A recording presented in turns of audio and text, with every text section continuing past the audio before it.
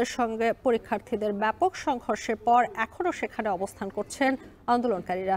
এ বিষয়ে আরো খবর জানাতে যুক্ত হচ্ছেন ফরহাদ বিন নূর। ফরহাদ, এই মুহূর্তে পরিস্থিতি কেমন দেখছেন, সেই সঙ্গে শিক্ষার্থীরা দাবি আদায়ে কি বলছেন সেটিও জানাবেন।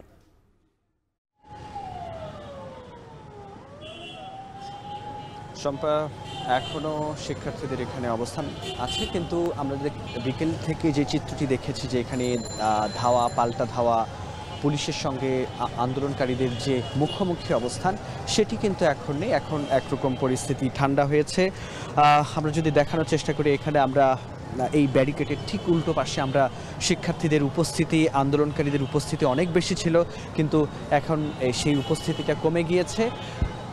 উপস্থিতি কমলেও শিক্ষার্থীদের কিছু অবস্থান তাদের কিন্তু আছে, আশপাশে তারা রয়েছে। এবং এই ব্যারিকেডের ঠিক উল্টো পাশের চিত্রটাও যদি আমি বলি, এখানে কিন্তু আমরা দেখেছিলাম যে জল কামানের গাড়ি ছিল, পুলিশের অতিরিক্ত ফোর্স ছিল, এবং তারাও কিন্তু এখন এখান থেকে তাদের অবস্থান আমরা দেখছি জল কামানের গাড়িটিও নিয়ে যাওয়া হয়েছে, তবে পুলিশের অবস্থান এখনও রয়েছে।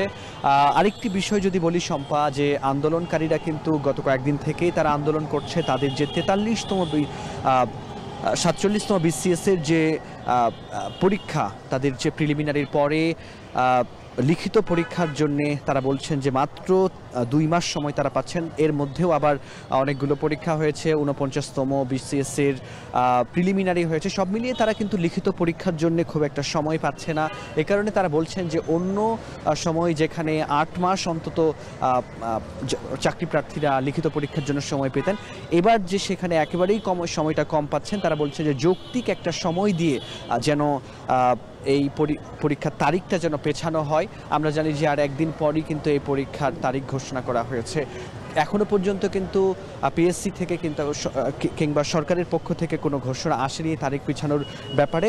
আন্দোলনকারীরা বলছেন যে যতক্ষণ পর্যন্ত এই তারিখ পেছানো না হবে তারা এখানে আন্দোলন করবেন এবং তারা এই পরীক্ষায় অংশগ্রহণ করবেন না।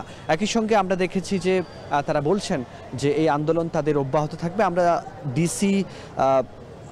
আমরা মাসুদের সঙ্গে কথা বলেছি, তিনি গণমাধ্যমের সঙ্গে কথা বলেছেন। তিনি বলেছেন যে এখানে আমরা আগের যে চিত্রটি দেখেছিলাম যে পুলিশের সঙ্গে ধাওয়া পাল্টা ধাওয়া এবং শিক্ষার্থীদের উপর জলকামান নিক্ষেপ ইত্যাদি যে ব্যাপারগুলো যে ছিল, ডিসি মাসুদের ব্যাপারে বলছেন যে তারা অতি উৎসাহী হয়ে পুলিশ কিছুই করেনি, বরং পুলিশের গাড়ি যখন ভাঙচুর করা হয়েছে তখন তারা সেটা প্রতিহত করেছে এবং তারা এই উত্তপ্ত পরিস্থিতি তারা সামাল দেওয়ার যথাসাধ্য চেষ্টা করেছে। এই ছিল আমার কাছে শম্পা শাহবাগ থেকে সবশেষ তথ্য।